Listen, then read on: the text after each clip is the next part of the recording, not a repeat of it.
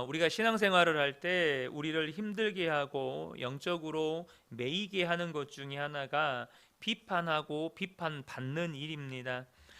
비판을 받아도 그 비판 받음으로 인하여서 내 마음과 생각이 매이게 되고, 또 비판을 해도 나도 동일한 비판을 받게 됨으로 말미암아 또 매이게 됩니다.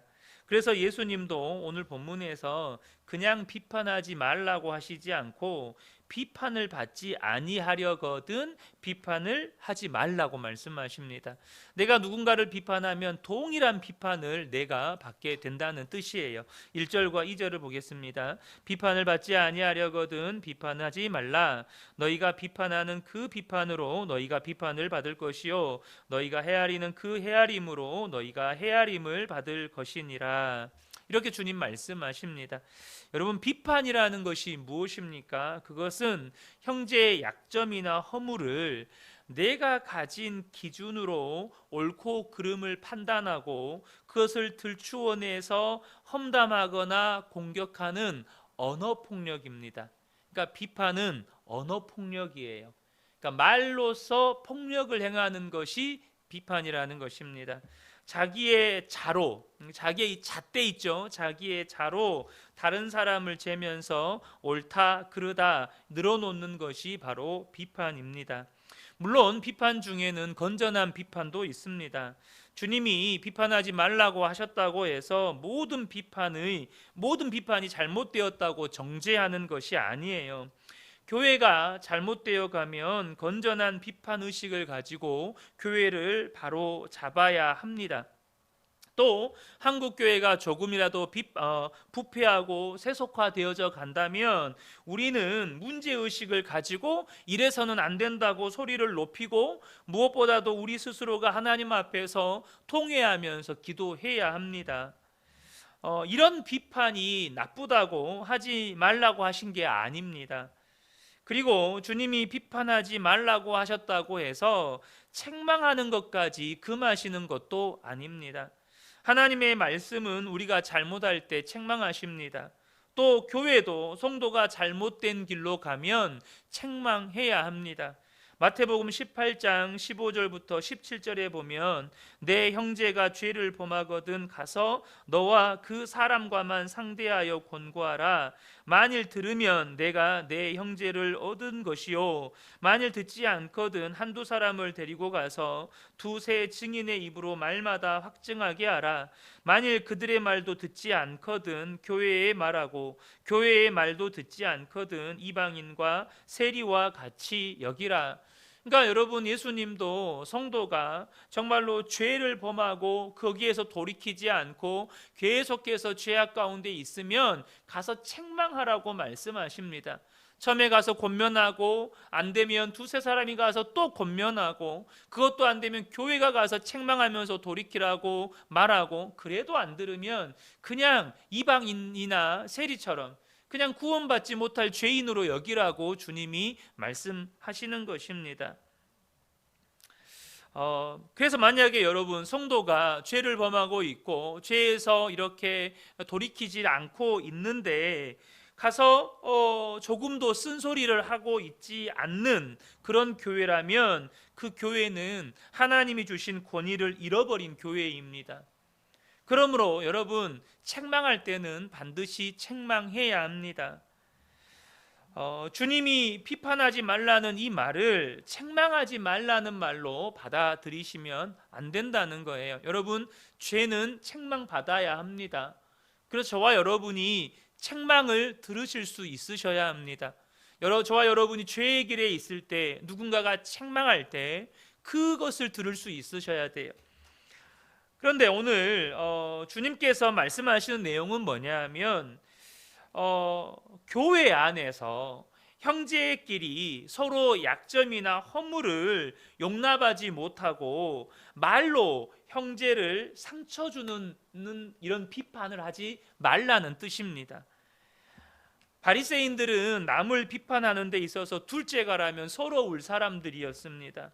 자기가 11조 하는 것을 자랑하기 위해서 11조 안 하는 사람을 공격했습니다.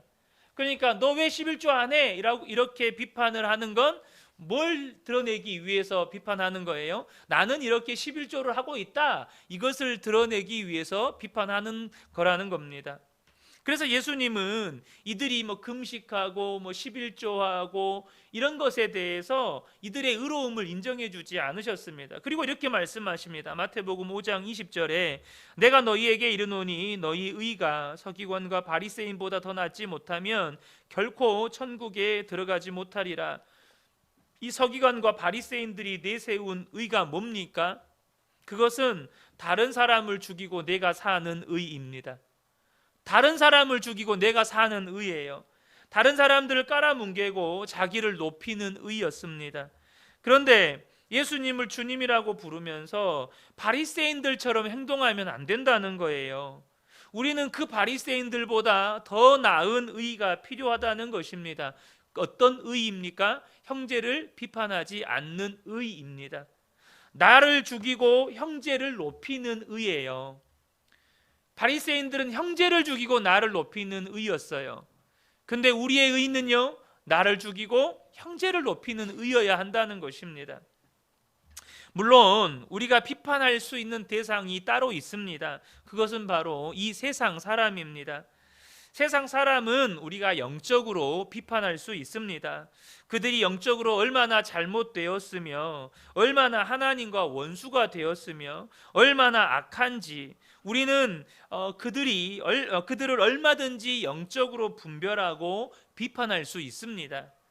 그래서 오늘 본문에도 예수님께서 갑자기 비판하지 말라는 말씀을 하시면서 6절에 이 앞에서 나오는 비판하지 말라는 말씀과는 전혀 상관없는 이 문맥의 어떤 이 맥락상 전혀 이렇게 동떨어진 내용을 말씀하세요. 6절을 보면 거룩한 것을 개에게 주지 말며 너희 진주를 돼지 앞에 던지지 말라. 그들이 그것을 발로 밟고 돌이켜 너희를 찢어 상하게 할까 염려하라.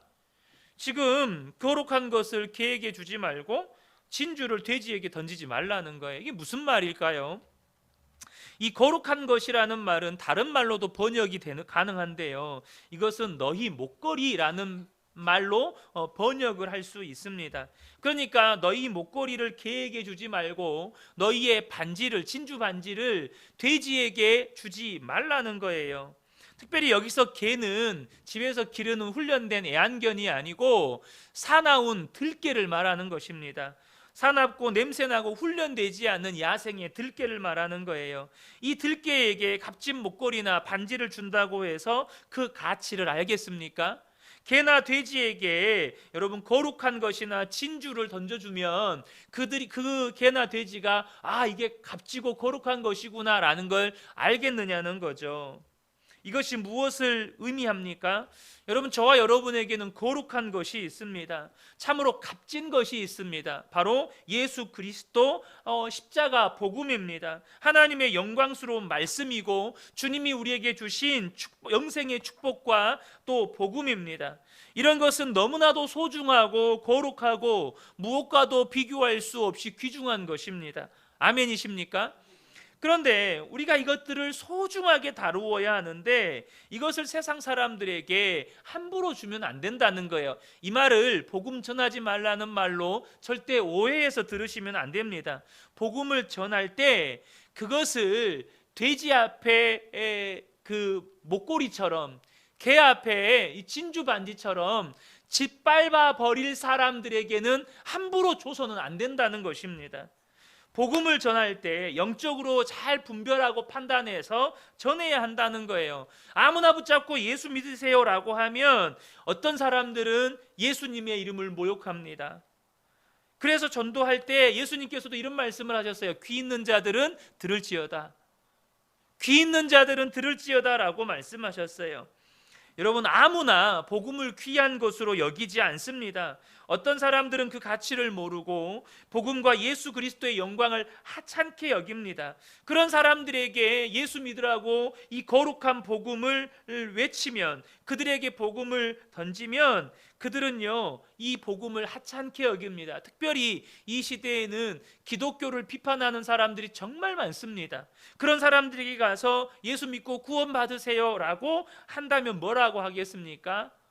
귀 옳았구나 하면서 여러분 예수님의 이름을 모욕하고 신나게 복음을 짓밟는 것입니다.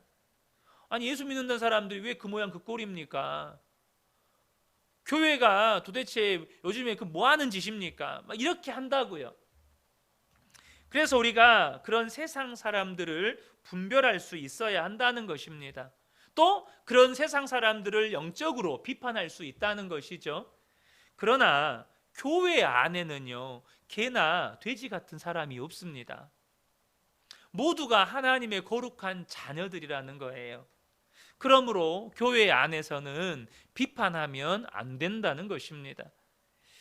오늘 우리는 이 말씀을 통해서 두 가지를 마음에 새기기를 원합니다. 첫 번째는 뭐냐 하면 이 세상에서 비판받기를 좋아하는 사람은 아무도 없다는 것입니다. 예수님도 그 사실을 인정하고 계셔요. 1절을 다시 한번 보겠습니다. 비판을 받지 아니하려거든 비판하지 말라. 여러분 이 말씀에는 사람들은 기본적으로 비판받기를 싫어한다는 것을 전제하고 있습니다. 그러니까 네가 비판받는 걸 싫어하지 않느냐. 그러니까 비판받기 싫으면 비판하지 말아라. 이런 의미예요. 그러므로 남에게 비판받고 싶지 않으면 남을 비판하지 말라고 말씀하시는 거예요. 여러분 사람은 어떤 사람도 남으로부터 비판받기를 원치 않습니다.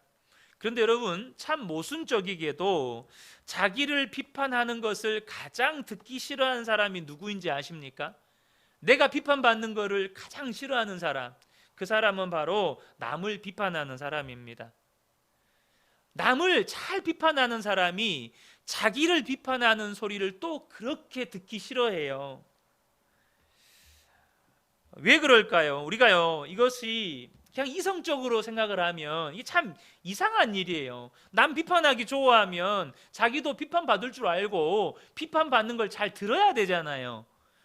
이게 이성적이고 논리적인 거잖아요. 근데 참 이게 희한하게 너무나도 모순적이게도 남을 비판하기를 좋아하는 사람이 자기를 비판하는 것은 잘 듣지 못한다는 것입니다.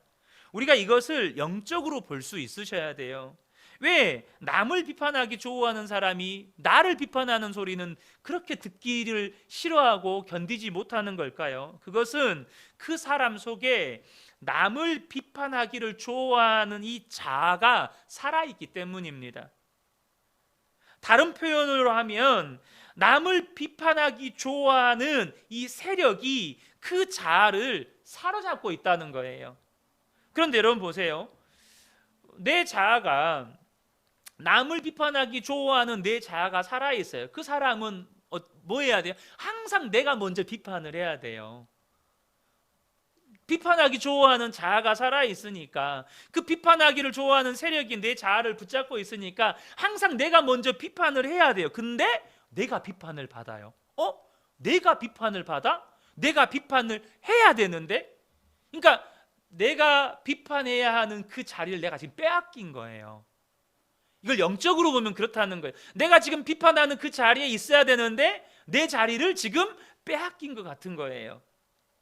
그래서 남을 비판하기를 좋아하는 사람은 그 자아가 비판하기 좋아하는 세력에 잡혀 있기 때문에 나를 비판하는 것을 견디지를 못하는 것입니다. 여러분 목사라고 예외겠어요. 사람은 본성적으로 비판받는 걸 싫어합니다. 우리 성도님들께서 목사인 저에게 신앙의 성숙을 기대하시겠지만 또 그게 당연한 것이겠지만, 그래서 목사님은 비판도 잘 받아들인다고 그렇게 생각하실지 모르겠지만 여러분 사실 그렇지 않아요. 사람은요 본성적으로 비판받는 것을 싫어합니다. 물론 여러분 저는 언제나 건전한 비판을 들을 준비가 되어 있습니다. 그러나 건전한 비판이든 건전하지 못한 비판이든지 간에 사람은 본성적으로, 저의 본성은 비판받는 것을 좋아하지 않습니다. 그게 옳은 말이에요. 그래서 고칠지라도 그 말을 듣는 순간은 기분 나빠합니다. 이게 사람의 본성이라는 거예요. 그러므로 내가 싫어하는 것이면 남도 싫어한다는 것을 아셔야 한다는 것입니다. 내가 비판받는 것을 이렇게 싫어해요. 그러면 당연히 다른 사람도 비판받는 것을 싫어한다고 아셔야 한다는 겁니다. 이것이 인간관계의 가장 기본적인 에티켓입니다. 그런데 이것을 모르는 사람이 정말 많습니다. 자기는 비판받는 것을 그렇게 싫어하면서 남을 비판하기는 그렇게 좋아하는 거죠. 자기는 그렇게 대접받는 거, 남으로부터 이렇게 비판받는 걸 그렇게 싫어하면서 남을 그렇게 대접을 하는 거예요. 그래서 주님께서 소위 황금률을 말씀하십니다. 마태복음 7장 12절에 그러므로 무엇이든지 남에게 대접을 받고자 하는 대로 너희도 남을 대접하라. 이것이 율법이요 선지자니라. 이것이 모든 인간관계의 기본이라는 거예요. 이것이 하나님과의 관계에서도 기본이라는 거예요. 네가 하나님께 대접받고 싶은 대로 하나님을 대접해라. 네가 남에게 대접받고 싶은 대로 너도 남을 대접해라. 네가 비판받고 싶지 않으면 남을 그렇게 비판하지 말아라 라고 말씀하시는 것입니다. 그래서 주님께서 이 오늘 본문에 2절 보면 너희가 비판하는 그 비판으로 너희가 비판을 받을 것이요 너희가 헤아리는 그 헤아림으로 너희가 헤아림을 받을 것이니라. 비판하면 내가 했던 그 비판 그대로 내가 비판받게 된다는 거예요.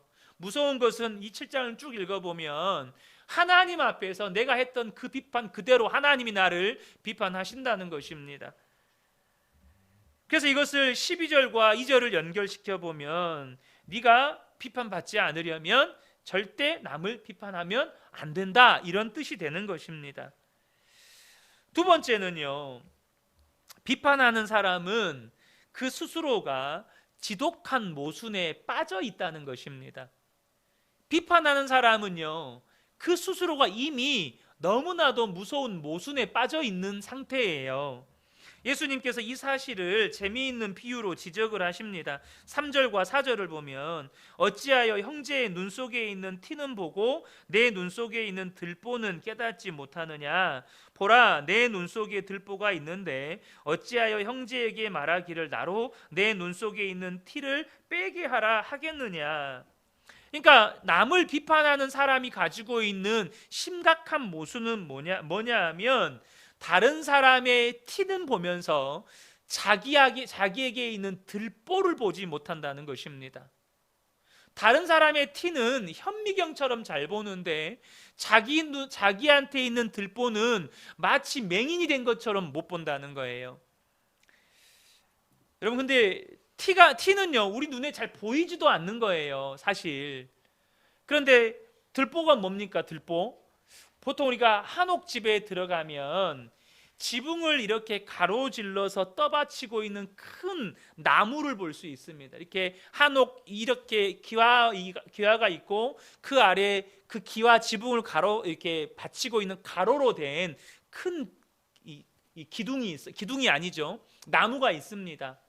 그래서 중앙에 가장 큰 가로로 지르고 있는 이 들보를 대들보라고 해요. 대들보.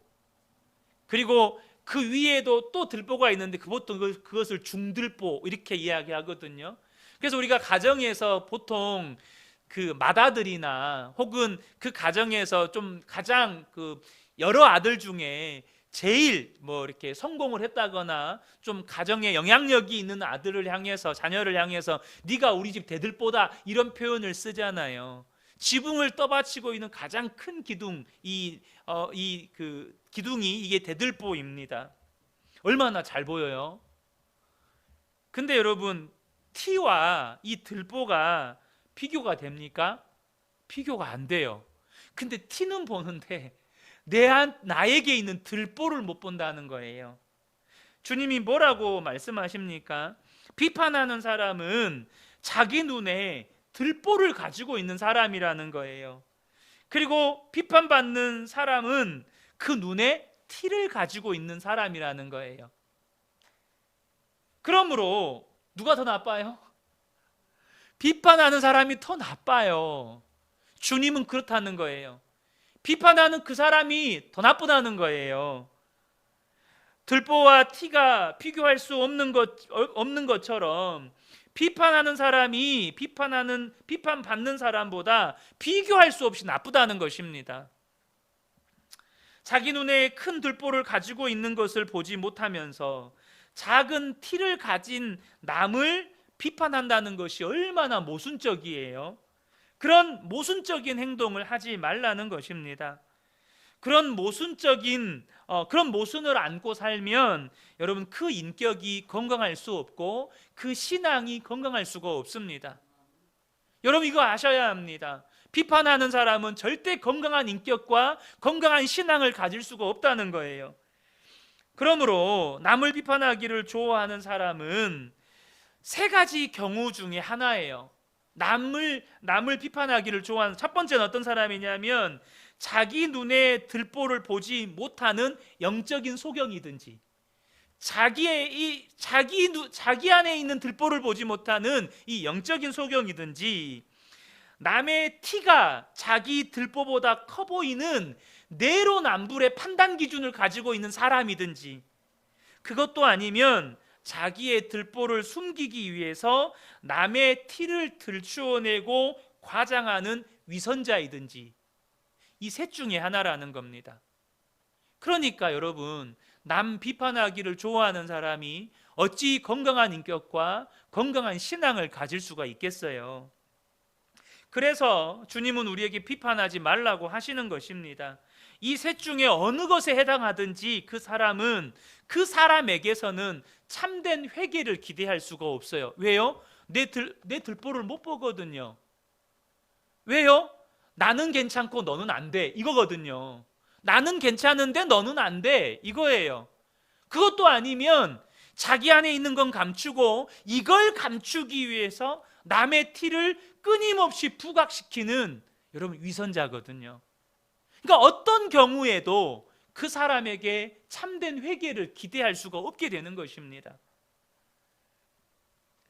여러분 어떤 교회가 건강한 교회입니까? 그것은 형제의 약점과 허물을 비판하지 않는 교회입니다. 다시 말하면 형제의 약점과 허물을 사랑으로 덮고 안고 가는 교회입니다. 베드로전서 4장 8절에 무엇보다도 뜨겁게 서로 사랑할지니 사랑은 허다한 죄를 덮느니라. 서로가 서로의 약점을 틈만 나면 험담하고 비판하는 교회는 절대 건강할 수가 없습니다. 거기에는 성령님이 역사할 수가 없고 생명의 역사가 일어날 수가 없어요. 물론 사람은 완전하지 않기 때문에 때로는 형제를 비판하는 실수를 할 수도 있습니다. 우리는 그것을 인정합니다. 그러나 그 사람이 정말로 하나님의 사람이라면 비판하는 데서 돌이키게 되어 있습니다. 왜 그렇습니까? 오늘 본문에 보세요. 예수님이 비판하지 말라고 하셨잖아요. 그래서 그 사람이 진짜 성령의 사람이고 예수님의 사람이라면 깨닫는 거예요. 아, 주님이 비판하지 말라고 하셨지. 주님은 허다한 죄물을 덮어주라고 하셨지. 그래서 순종하는 자리로, 비판의 자리에서 말씀의 순종의 자리로 돌이키게 돼 있어요. 우리는 연약하기 때문에 비판할 수 있거든요. 남의 허물을 험담할 수도 있습니다. 그러나 그 사람이 진짜 예수님의 사람이고 하나님의 사람이고 성령의 사람이라면 거기서 돌이키게 되어 있습니다. 근데 돌이키질 않아요. 내가 옳아, 너는 틀려. 이 사람은 여러분 엄밀하게 말하면 정말로 예수님의 사람이라고 말할 수 없는 거예요. 주님이 말씀하시잖아요. 비판하지 말아라. 특별히 우리가 형제를 비판하는 일에 관해서 정말로 경계해야 하는 일이 있습니다. 그게 뭐냐면 하나님의 자녀가 이 형제를 비판하는 이 일은 하나님의 말씀에 불순종하는 것이기도 하지만 그것은 교회 안에 마귀가 틈을 타고 역사할 수 있는 빌미를 제공하는 일이 된다는 거예요. 내가 누군가를 비판해요. 내가 누군가를 비판한다는 것은 아무도 없는 산속에 들어가서 임금님기는 당나귀기 이렇게 외치는 게 아니에요. 그렇게 비판하는 사람은 없어요. 여러분 그죠? 여러분 혹시 뭐 기도원 올라가셔서 우리 목사님 못됐어요 뭐 이렇게 외치면서 기도하시나요? 그렇게 하시는 분은 없어요. 그렇게 하시는 분은 없다고요. 내가 누군가를 비판한다는 말은 지금 내가 누군가에게 형제를 비판하는 말을 하고 있다는 거예요.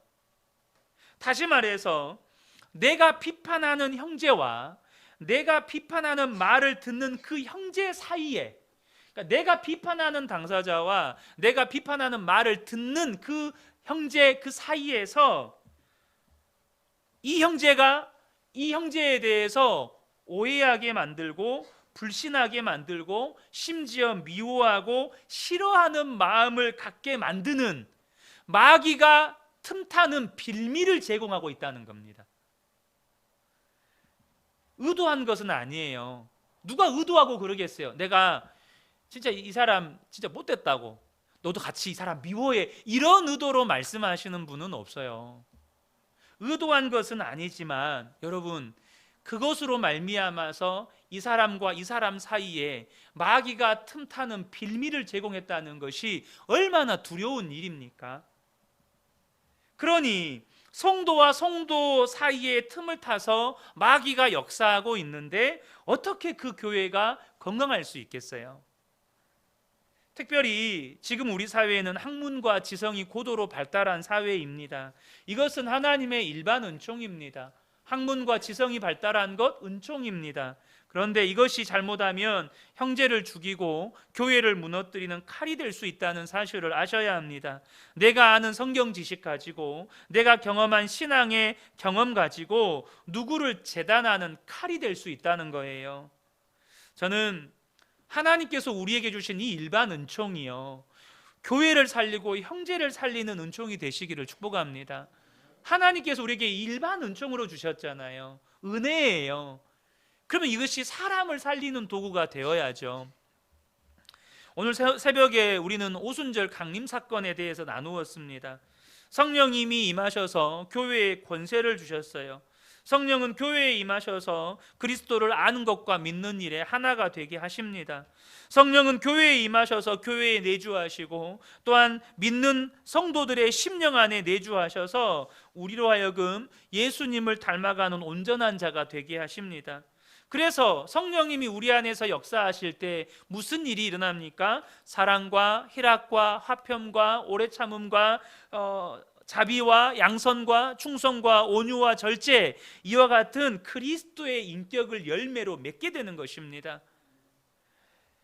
이러한 온전한 인격을 닮아가도록 우리 안에서 창조적으로 역사하시는 성령님이시기 때문에 성령님은 우리의 전 인격이 예수님을 닮아갈 수 있도록 하시는 일 가운데 하나가 뭐냐면 우리의 입술을 다스리신다는 거예요.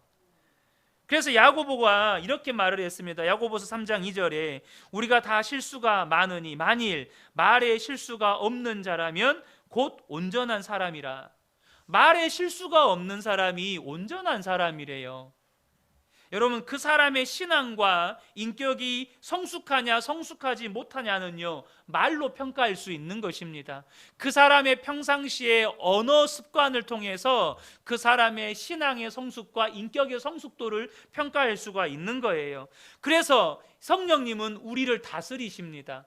우리의 전 인격이 예수님을 닮아가도록 역사하시는 분이기 때문에 우리의 입술을 다스리시는 거예요. 성령께서 마라가의 다락방에 모인 성도들에게 임하셨을 때 그들의 말을 다스리셨습니다. 그래서 그들이 성령의 말하게 하심을 따라 그곳에 모인 이 디아스포라 유대인들이 온 그 지역의 언어들로 말을 하기 시작했는데 무슨 말을 했습니까? 하나님이 행하신 큰 일을 전했다고 말씀하고 있습니다.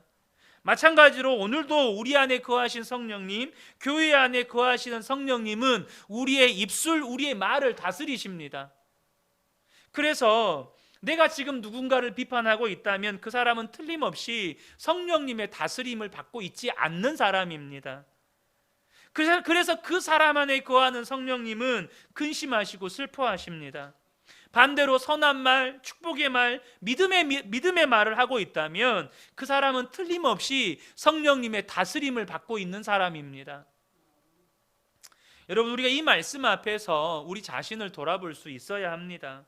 혹시 저와 여러분 안에 형제의 허물과 연약함을 비판하는 근성이 남아 있다면, 여전히 누군가의 허물과 약점을 보기를 좋아하고 그것을 말하기를 즐겨하고 있다면 죄송한 말씀이지만 그분은 여전히 육신의 사람입니다. 여러분, 성령의 사람은 성령님께 순종합니다. 비판하지 말라고 하신 그 주님의 말씀에 순종하려고 해요. 그래서 나도 모르게 형제를 비판하다가도 성령님 이거 안 기뻐하시지, 성령님이 남의 연약함 허물 들추어서 비판하지 말라고 하셨지, 즉시 말을 멈추려고 노력을 하는 거예요. 저는 우리 모든 성도님들이 이런 성령의 사람 되시기를 축복합니다. 이런 사람이 모여있는 교회는 성령이 충만하게 역사하십니다. 나아가 그 교회가 건강한 교회인 거예요. 여러분, 말은요 하나의 소리입니다. 그래서 말하고 나면 그 소리는 금방 사라져 버려서 말이 사라졌다고 착각하기 쉽지만 절대 그렇지 않습니다. 말의 소리는 사라졌지만 그 말의 내용은 여전히 사라지지 않고 누군가의 마음에, 누군가의 기억에, 누군가의 상처에 남게 됩니다. 그래서 여러분, 그만큼 말은 오래 갑니다.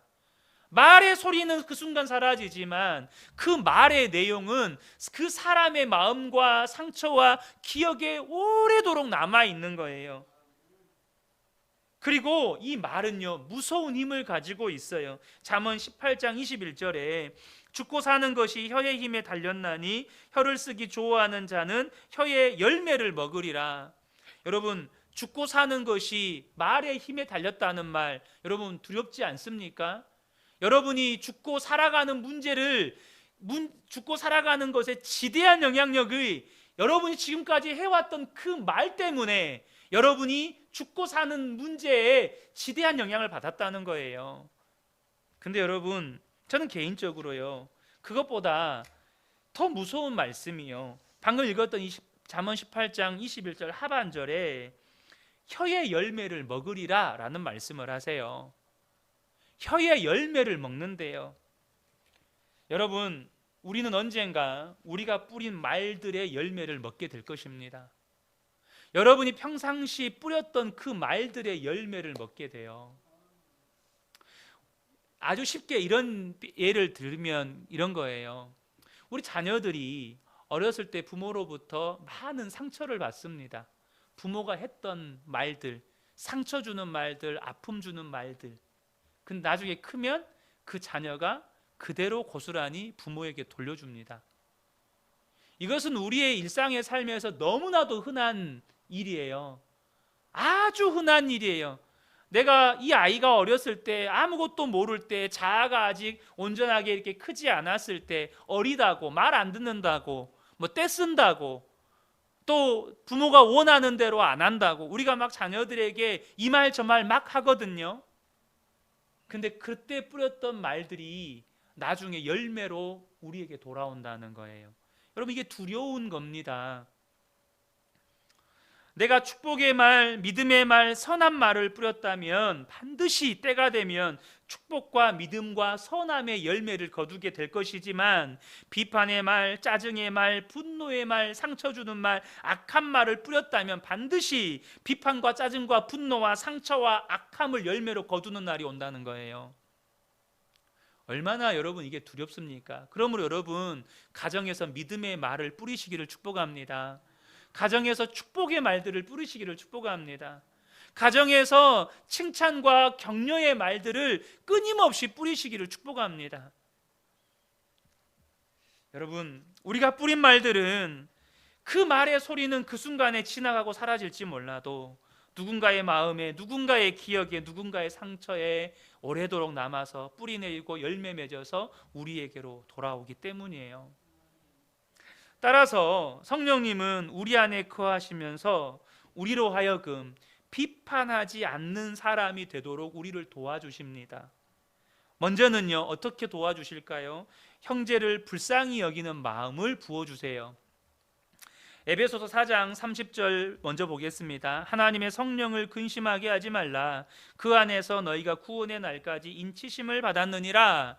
하나님의 성령을 근심하게 하지 말래요. 그래서 에베소서 4장 31절을 보면 무엇이 성령님을 근심하게 하는지 쭉 나와요. 그런 죄악의 내용들이 쭉 나옵니다. 그리고 성령님을 근심하게 하지 않는 것이 무엇인지 32절에 나옵니다. 32절에 뭐라고 되어 있냐면 서로 친절하게 하며 불쌍히 여기며 서로 용서하기를 하나님이 그리스도 안에서 너희를 용서하심과 같이 하라. 서로에게 친절하고 불쌍히 여기며 서로를 용서하기를 하나님께서 우리를 용서해 주심 같이 하는 것이 성령님을 기쁘시게 하는 일이라는 거예요. 그 성령님께서 우리 안에서 무슨 일을 하신다고요? 서로를 불쌍히 여기는 마음 주신다고요. 서로에게 친절을 베푸는 마음 주신다고요. 서로의 죄를 하나님이 우리를 용서해 주신 것처럼 용서할 수 있는 마음을 주신다는 거예요. 여러분, 세상에 연약함과 허물 없는 사람이 어디 있습니까? 목사도 장로도 어떤 중직자들도 다 연약함이 있죠. 그 말은 뭘 말하는 거죠? 우리는 불쌍히 여김 받아야 한다는 뜻입니다.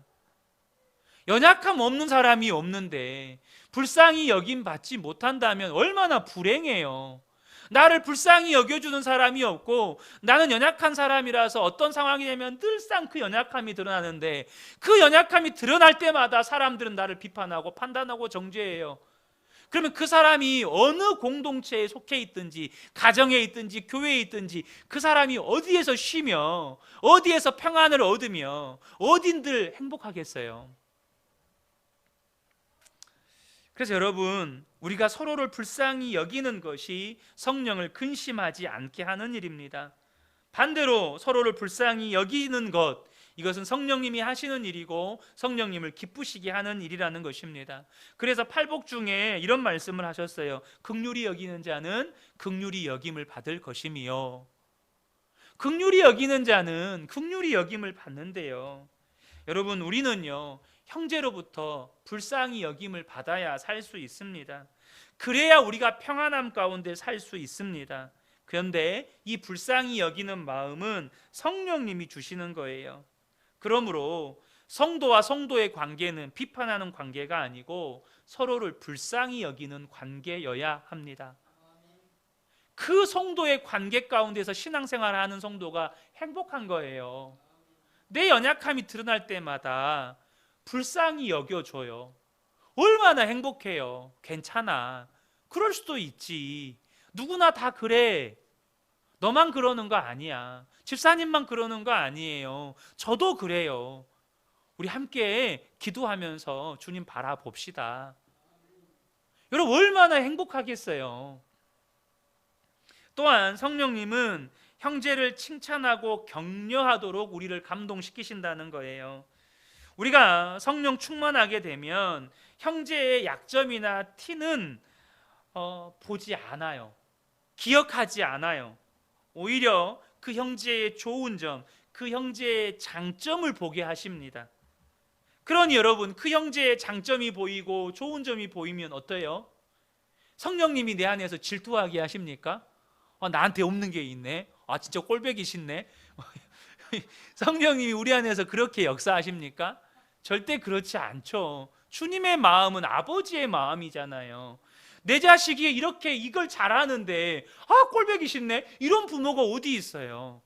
내 자식이 이걸 잘하면 기뻐하고 즐거워하고 칭찬하고 격려하는 거죠. 여러분, 그러니까 자연스럽게 칭찬하고 격려하게 되는 것입니다. 빌립보서 2장 3절을 보면 아무 일에든지 다툼이나 허용으로 하지 말고 오직 겸손한 마음으로 각각 자기보다 남을 낮게 여기고 라고 말씀해요. 나보다 남을 낮게 여긴다는 말이 뭔 말입니까? 형제의 좋은 점, 장점을 보고 칭찬하고 격려한다는 뜻이에요. 그러면 그 사람도 또 그렇게 서로를 또 칭찬하고 격려해요. 그런 공동체가 얼마나 행복하겠어요. 가정에서 아내와 남편이 서로의 장점과 강점을 봐주면서 그것을 칭찬하고 격려해 준다면 부부관계가 얼마나 행복하겠어요. 금술 좋은 부부가 따로 있는 게 아니에요. 남편이 돈 많이 벌어오면 금술이 좋습니까? 아내가 집안 살림을 잘하면 금술이 좋나요? 절대 그렇지 않아요. 서로의 장점, 서로의 강점을 봐주고 그것을 서로 칭찬해주고 격려할 때 그 부부관계가 정말 친밀해지는 겁니다. 형제의 연약함도 마찬가지죠. 그 연약함이 드러났는데 서로가 그것을 불쌍히 여겨주고 서로가 그걸 덮어주고 함께 기도해주면 그 공동체에서 신앙생활하는 게 얼마나 행복하겠어요. 그러니 내 연약함을 드러내도 부끄럽지가 않아요. 같이 울어줄 사람들이니, 나를 위해서 기도해 줄 사람들이니, 내 손 꼭 붙잡고 주님 앞에 함께 나아가 줄 사람이니, 여러분, 내 연약함을 드러내는 게 뭐가 부끄럽겠어요? 저는 우리 근혜교회 모든 성도님들이 이러한 성령의 사람 되시기를 축복합니다. 여러분, 성령의 사람은 형제를 불쌍히 여깁니다. 형제의 연약함을 보려고 하지 않고 좋은 점을 보려고 합니다. 그래서 형제를 칭찬하고 격려합니다. 그럴 때 우리 안에 거하시는 성령님이 기뻐하시고 충만하게 역사하실 수 있습니다. 이것은 우리의 행복을 위해서도 너무나도 중요한 거예요. 가정에서의 행복, 교회에서의 행복, 그럼 우리가 속해 있는 공동체에서 우리가 신앙생활하고 가정생활하고 할 때 우리의 행복을 위해서 너무나도 중요한 문제입니다. 저는 우리 모든 성도님들이 이와 같은 성령의 사람들 되셔서 서로의 연약함에 대하여서 비판하지 않으며 불쌍히 여기고 불쌍히 여김 받으며 칭찬받고 격려받는 그런 행복한 신앙생활 하시기를 예수님의 이름으로 축복합니다. 아멘.